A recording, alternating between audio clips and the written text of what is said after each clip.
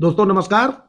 दोस्तों आज का विषय है कि कोई ऐसी लैंड जो आपके नाम दर्ज नहीं है, किसी दूसरे का नाम चल रहा है, लेकिन आपने उस लैंड को खरीदा था, आपके पक्ष में वो बैनामा है, विक्रय पत्र है आपके पक्ष में, या विक्रय पत्र नहीं है तो कोई बिल है, उस बिल से आप मालिक बने हैं, या और किसी प्रकार का कोई ऐसा लेटर है, दान पत्र है, या और किसी प्रकार का कोई अंतरण है जिससे आप उस संपत्ति के मालिक हैं, लेकिन रेवेन्यू रिकॉर्ड में आपका कहीं नाम दर्ज नहीं है।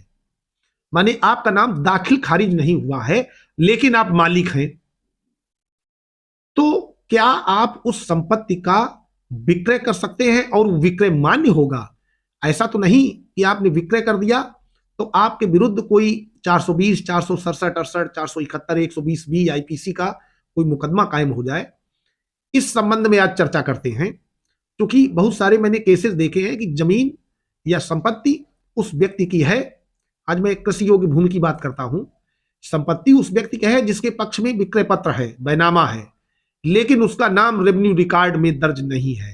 रेवेन्यू रिकॉर्ड का मतलब है खतौनी, तहसील में जो खतौनी निकलती है, खटवार्षिक खतौनी, जो हर 6 महीने में बनती है, चेंज होती है, देखी जाती है, फसलों का विवरण खसरे में लिखा जाता है और 5 साल में वो खतौनी चेंज हो जाती है, उसके खाते नंबर बदल जाते हैं।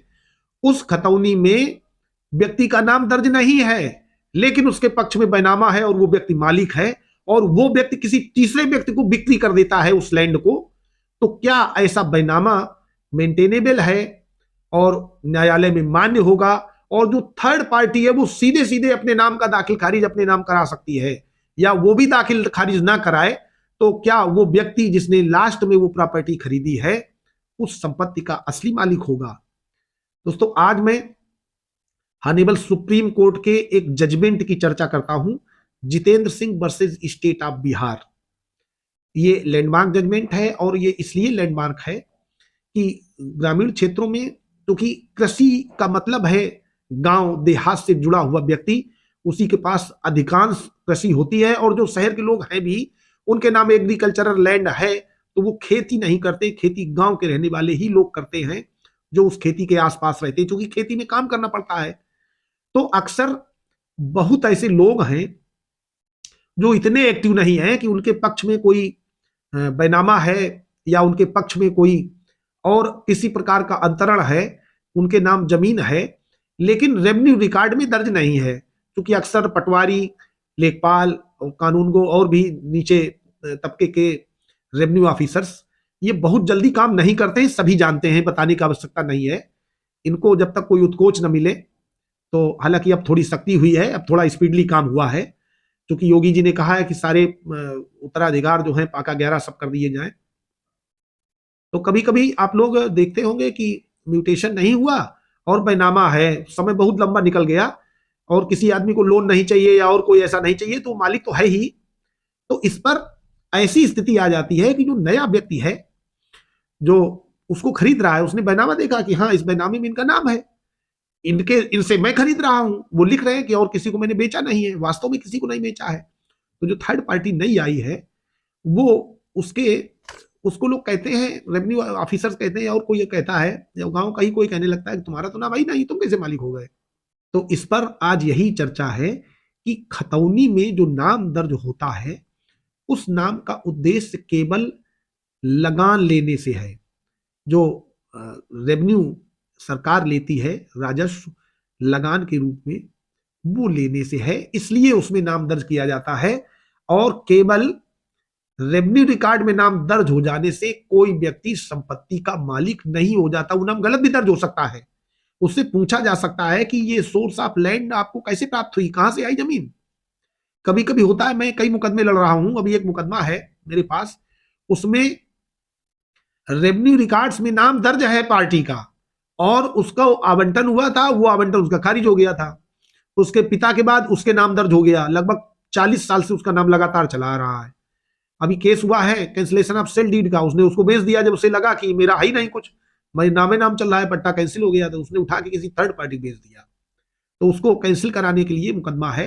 तो दोस्तों जो दाखिल खारिज है वो अपने आप में ये सूचक नहीं है कि आप उस संपत्ति के मालिक हैं। संपत्ति के मालिक होने के लिए आपको विक्रय पत्र चाहिए, विल चाहिए या दान पत्र चाहिए, किसी और तरीके से किसी एग्रीमेंट के तहत आपके पास आया हो, कोई शर्तिया बैनामा हुआ हो, कोई बंधक हो, बंधक के बाद एक टाइम दे दिया हो, उस टाइम पे आप आ गए हो, आपके पास मालिकाना हक के दस्तावेज होना आवश्यक है। और आज इसमें कुछ और बातें चर्चा हो गई कि दाखिल खारिज की मान्यता क्या खत्म हो गई है। दूसरा है कि क्या दाखिल खारिज के बिना जमीन बेची जा सकती है। तीसरा है कि क्या दाखिल खारिज के आधार पर कब्जा लिया जा सकता है।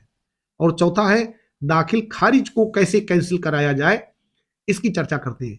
दोस्तों, दाखिल खारिज की मान्यता नहीं खत्म हुई है, लेकिन अगर आप लैंड के मालिक हैं, आपके पक्ष में कोई विक्रय पत्र है या कोई और ऐसा प्रमाण पत्र है जिससे आपका कोई पट्टा है, आवंटन है, किसी ने किया है, मान लीजिए रेवेन्यू रिकॉर्ड में नाम दर्ज नहीं है, तो आप उस संपत्ति के मालिक हैं, केवल रेवेन्यू रिकॉर्ड से कुछ नहीं होता।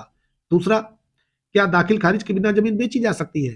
दोस्तों, बिल्कुल बेची जा सकती है, दाखिल खारिज की कोई आवश्यकता नहीं है। आप अगर मालिक हैं, आप जमीन बेच दीजिए, कोई नहीं आपको रोक सकता। हाँ, अगर आप मालिक नहीं है, केवल आपका नाम रेवेन्यू रिकॉर्ड में है, वो किसी तरीके से आ गया हो, मान लीजिए रॉन्ग एंट्री हो गई है, तो आप वो जमीन बेच देते, तो आप ही जिम्मेदार हैं। तीसरा, दाखिल खारिज के आधार पर कब्जा लिया जा सकता है। जी नहीं, आप मालिक नहीं है, क्योंकि वो व्यक्ति जो दाखिल खारिज उसके नाम अगर कहीं से गलत भी है और कोई विक्रय पत्र बनाता है, तो वो एक प्रकार से अपराध करता है।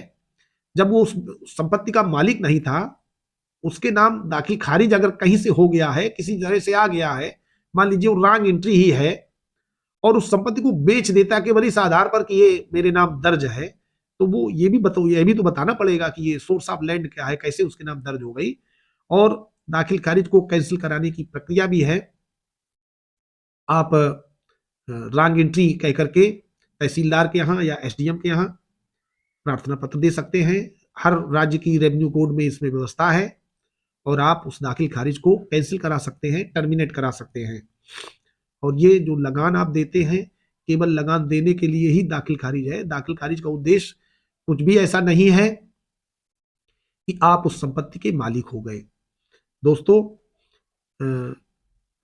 इस वीडियो में मैं केवल इतना कहना चाहूंगा कि जब भी आप किसी व्यक्ति से कोई जमीन खरीदें, संपत्ति खरीदें, तो उसमें अवश्य देख लें कि वो व्यक्ति केवल दाखिल खारिज अगर है भी तो वो कहां से आया।